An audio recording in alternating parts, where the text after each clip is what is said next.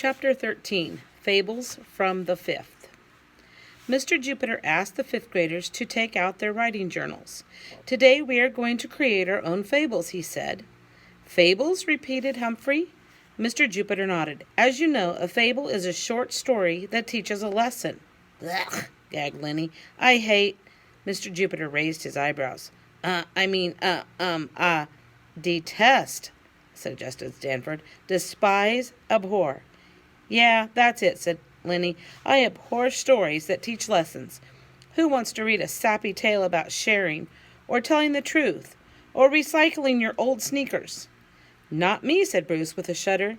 Fables do teach lessons, said Mr. Jupiter, but they are also meant to be entertaining. As a matter of fact, fables often use talking animals or magical objects to make their point. He looked around the room. Does anyone remember what the point in a fable is called? No one answered. The moral, Mr. Jupiter informed them. I abhor morals, said Lenny. Ah, but in a fable, the moral often pokes fun at foolish deeds, said Mr. Jupiter. Pokes fun, repeated Humphrey. I'm all ears. Mr. Jupiter opened a copy of Aesop Fables. He read aloud the title, The Tortoise and the Hare. So, he said when he finished, what do you think? The students looked at each other in confusion. Then Bernadette said, I don't get it. Yeah, said Jackie, frowning. I don't understand why the fast guy didn't win. I know for a fact that a fast guy always wins. What a lame-o story, opined Emberly. Mr. Jupiter sighed. Let's try another one. He read The Boy Who Cried Wolf. I don't believe it, declared Melvin when Mr. Jupiter had finished. What kind of goofy writer lets his main character get eaten by wolves, then leaves out all the good gory details? That's right, agreed Calvin. You're always telling us that good writers use good details. Boy, that Aesop sure was lousy, added Ham. Boo, cried Ashley A. and Ashley B. in unison. Boo, hiss. Stanford gave a superior sniff. I could write a better fable than that. I'm glad you think so, said Mr. Jupiter, because that's exactly what you're all going to do. Using your own experiences, I want you to ask yourself, what advice would you give your fellow classmates? Use that advice as the moral for your original fable. Are there any questions? No one raised a hand. Then begin, said Mr. Jupiter. For the next half hour, the room was silent, as the fifth graders followed the 4 steps of writing: pre-writing, drafting, revising, and editing. Then Calvin slapped down his tooth-marked pencil. Done, he cried. The others put their pencils down, too. Mr. Jupiter looked around the room. Would anyone like to share his or her fable? Ham, what did you come up with? Ham stood, smoothed his paper, and read, The Camels and the Cookie. A long time ago, 2 camels went to a Chinese restaurant.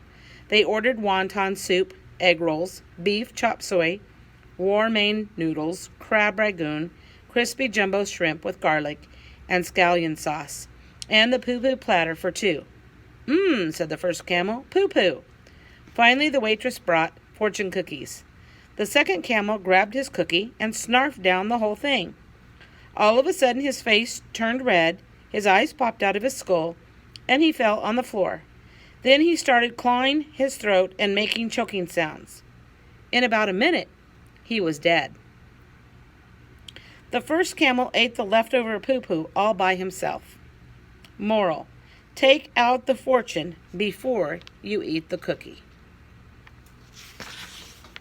The class clapped and whistled. That was much better than Aesop, said Ernest. Victoria flipped her hair. Wait until you hear my fable. Standing, she read, The Sheep and the Fashion Police. Remember, Victoria is the one that likes to be all dressed up and all beautiful. The Sheep and the Fashion Police.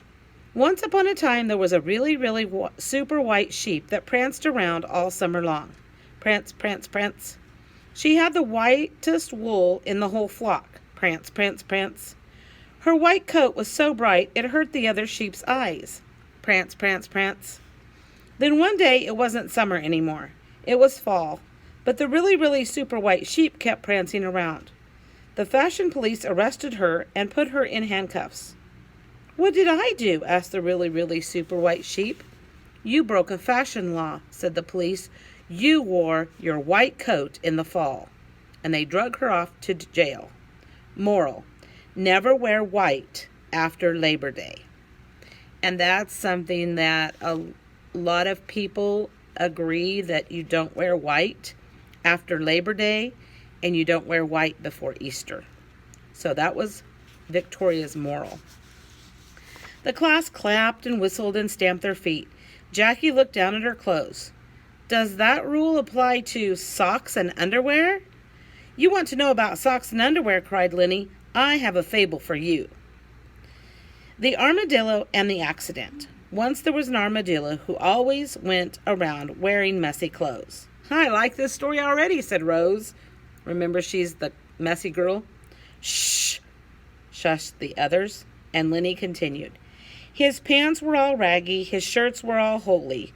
Who cares how I'm dressed? The armadillo asked. I do, exclaimed Victoria. Shh, the class shushed again, and Lenny went on. One day the armadillo stepped onto the highway and, splat, a semi-truck ran over him. His blood oozed all over the road, and his guts were hanging out. But he wasn't dead. Yes, cried Melvin. Shh, Lenny continued. The armadillo was rushed to the hospital, where the nurses and doctors ripped off his shirt and pants to fix his wounds. But guess what? His underwear were as yucky as the rest of his clothes, and he had to lie there on the emergency room table in dirty, holey underwear in front of everybody. And he died, not because he got ran over by a truck, but because he was totally embarrassed. The moral of this story is always wear clean underwear in case you get in an accident. And that's something my mom always told me when I was little. The fifth grade leaped to their feet. They clapped, they whistled, and stamped, and pumped their fists in the air. That fable was fantastic, opined Emberly. It was, agreed Ashley A and Ashley B. It really was, and they cheered. Hey, you ASOC, get out of our way, 'cause fifth grade fable writers are here to stay. We're better, we're better, we're better. Hooray! The whole class shouted, and Mr. Jupiter sighed. The moral of this chapter is people often cheer an imitation and hiss the real thing. I want you to think about what that means. They cheer an imitation. Imitation is something that's fake or not real, and they hiss the real thing. All right, fill out your slide for your summary and also tell what that moral means to you.